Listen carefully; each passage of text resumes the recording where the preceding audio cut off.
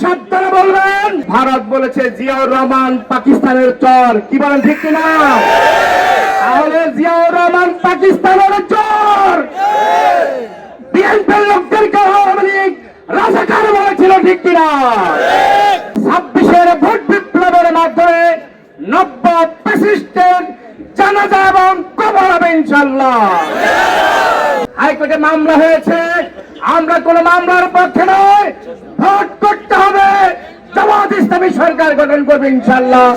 BNP বিয়ার বুঝে না, গণভোট বুঝে না, এরা এক সময় কেয়ারটেকার সরকার বুঝে নাই। আগামী দিনে পিয়ার এবং গণভোট এমন বুঝবে, তখন তারা বলবে দাবি আমাদেরই ছিল।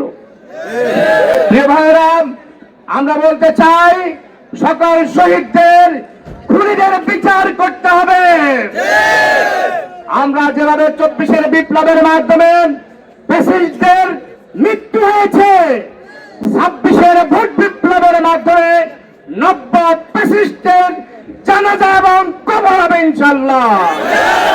সেজন্য আসুন আজকে নাজমুল হাসান পাটোয়ারি দাড়ি পাল্লার সমর্থনে যে বিপ্লব উঠেছে, আওয়াজ উঠেছে, মানুষের ঘরে ঘরে এই আওয়াজ পৌঁছে দিতে হবে ইনশাআল্লাহ। বিএনপি ভোট চায়, কি বলেন? ভোট চায় কিনা? আমরা কি তাদেরকে হামলা করি? আমাদের উপর তারা হামলা করে। আমাদের প্রার্থীরা হসপিটালে, আমাদের ভাইয়েরা হসপিটালে।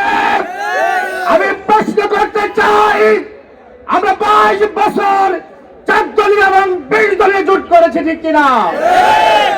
আমরা এখানে 3 বার বিএনপির ধানের শীষের ভোট করেছি জোটের কারণে। এত বড় নিমুখারাম তারা আমাদের বিরুদ্ধে গল্পি সুদুকার করে, অপপ্রচার করে, আমাদেরকে স্বাধীনতা বিরোধী বলে। যদি আমাদেরকে স্বাধীনতা বিরোধী বলো, আওয়ামী লীগ ভারত বলেছে জিয়াউর রহমান পাকিস্তানের চর, কি বলেন ঠিক কিনা? তাহলে জিয়াউর রহমান পাকিস্তানের চর, বিএনপির লোকদেরকে আওয়ামী লীগ রাজাকার বলেছিল, ঠিক কিনা? কথা সাবধানে বলবেন। 24 বিপ্লবে যারা আন্দোলন করেছে, সবাই ঐক্যবদ্ধভাবে ভোট করব, যারা নির্বাচিত হবে তারাই সরকার গঠন করবে ইনশাআল্লাহ। আমরা ধান দেখেছি, নৌকা দেখেছি, নাঙ্গল দেখেছি। এদেশের মা বোনেরা সব সকল মানুষ ঐক্যবদ্ধ, এবার দাড়ি পাল্লা দেখবে ইনশাআল্লাহ। সেজন্য আসুন আমাদের ঘরে ঘরে যেতে হবে, দাওয়াত দিতে হবে। আমরা মানুষদেরকে মোটিভেশন করব, আমরা আইন হাতে তুলে নেব না।